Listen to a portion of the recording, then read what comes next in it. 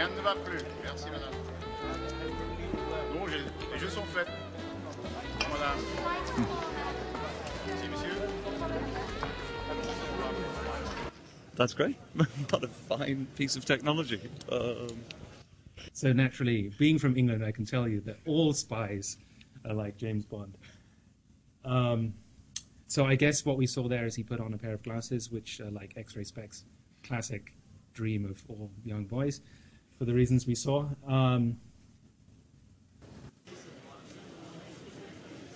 So there's no way to make that, is there? I can't see how to do that one. Gun you could imagine.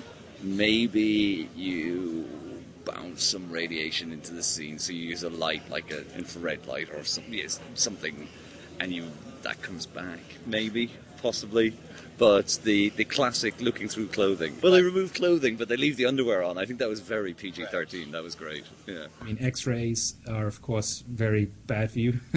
And when you go to a hospital and get an X-ray, you have to wear lead on the parts that you don't want to get exposed.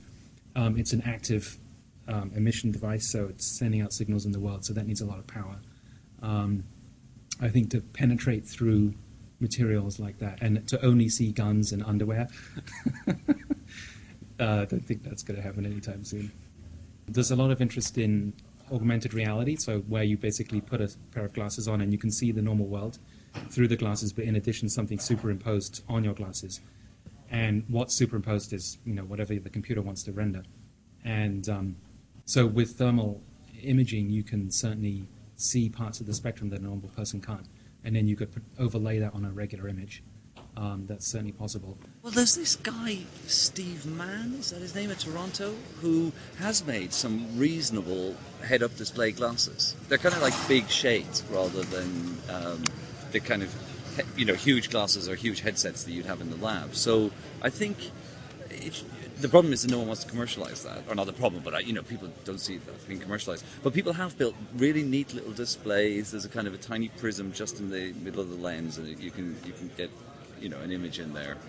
Yeah, and I guess you could superimpose a picture of where all the guns in the room were if you had metal detectors around or something. But I think actually glasses with displays in them, the technology is there, but no one can really see a use for them. One of the application areas, apart from the obvious military applications, seeing in the dark, is to help partially sighted people. So there's actually a workshop going on today at this conference on assistive devices for the partially sighted, where they exactly do this. They put on glasses, and they're probably toting around a heavy computer at the moment, but eventually the computer will be in your Palm Pilot or in your phone, and it's doing things like sign recognition and face recognition and printing the text on top. I see everything. Oh.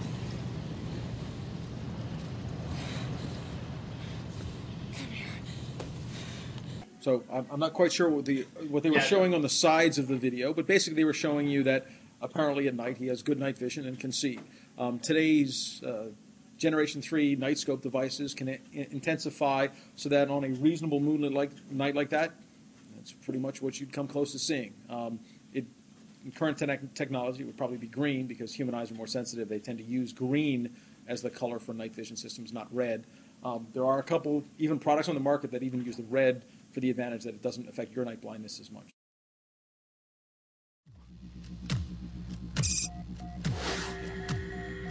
Get up, Your Honor. Get up. Get up. Your public wants to see you. Nobody ever takes me seriously. Well, get serious now and kiss the mayor's ass goodbye.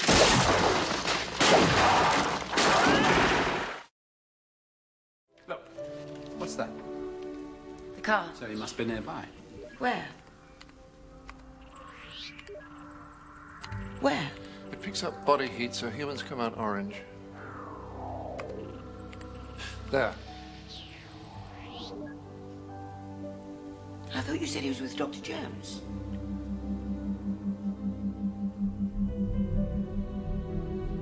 It's getting redder.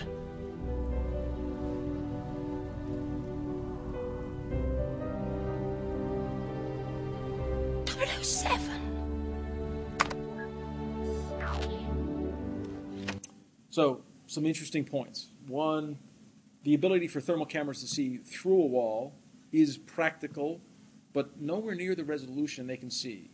Thermal energy diffuses very quickly. So if you were to be behind a wall, your energy is visible in a way, but the wall tends to make it very, very blurry. You'd never see those sharp images of people behind it. And with a big group of people, you'd just be able to see it. There was a glowing glob, assuming the wall had reasonable thickness. If that was a rice paper wall, you'd see through it like nothing. So it's hard to tell, depends on the construction, but assume that's going to be reasonable construction. You would have also seen, if you could see a thermal image at all, studs in the wall, because there'd be studs and stuff. You just don't see through everything equally well. But the ability to render through it. Now, it's possible that that's actually a very different technology. There's some other technologies being used today, although the coloring suggests thermal. Millimeter wave radar systems are being developed that can see reasonable outlines of people through walls. Currently, they're the size of a Ryder truck, or big refrigerator, but they're getting better.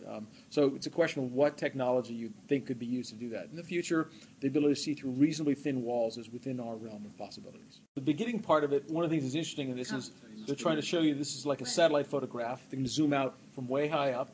So this is like a spy satellite looking way down. Then they're going to zoom in. Supposed to be a real-time feed. The ability to have for satellites to view the Earth in real time is real. The ability to view them at anywhere near that resolution, questionable. But probably the biggest issue is this is supposed to be thermal. They said it was. And this is interesting. They at least made it interesting. There's this is supposed to be some candles somewhere else in the room. They're glowing interestingly red, so they got some other stuff in there. But this kind of resolution of the human body would be okay if he's on a penthouse suite sitting on the balcony. You could see him. Can't really tell. They never say where he is. So it's possible if he was outside. If you're doing this through a roof, again, same. This issue would be the image would be highly diffused, and you just sort of see a glowing ball, and it'd be hard to tell exactly where his legs are or anything else within the body, within the scene, because the heat of the ceiling itself and everything else would diffuse into the image and be mixed in. Somehow I stopped it. It's getting redder. Changes in the human body temperature at that level can be imaged. So there are sensors that will let you actually see that someone's body temperature has increased by half a degree or whatever. But they have to be tightly calibrated. It would be hard to imagine that would be in a spy satellite, but that part would be hard to tell. But you could easily see that someone's body heat is increasing if they're going through exercise and whatever. So it depends on how hard he's working.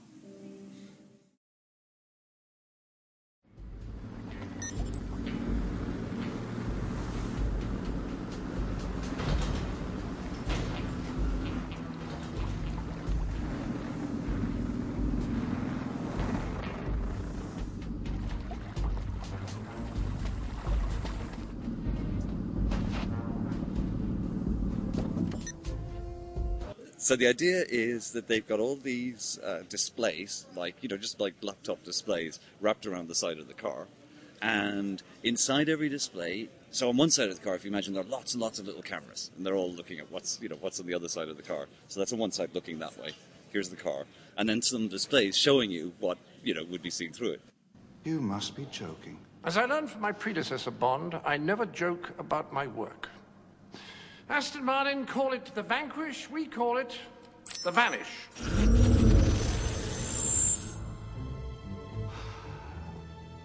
Oh, very good.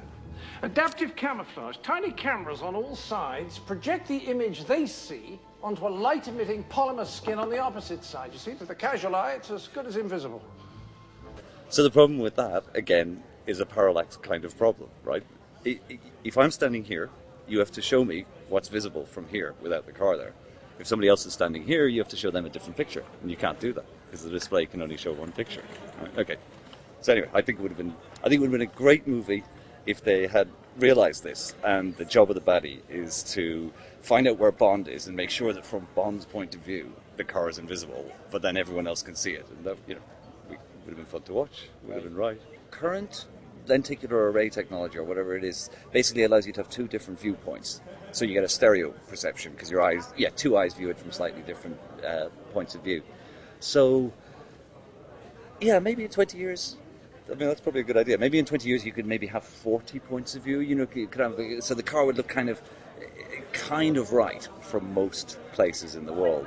But there's still another problem, because depending on how far the person is from the car, their field of view will be slightly different. The stuff they can see, they'll be slightly different. But no, I think, okay, you could make it work a little more like the movie. But, you know, who knows, maybe tomorrow. So holograms are kind of different in the sense that a hologram really does look different from every viewpoint. So maybe a holographic display which had nice color. Yeah. You know, come back to me in 20 years' time.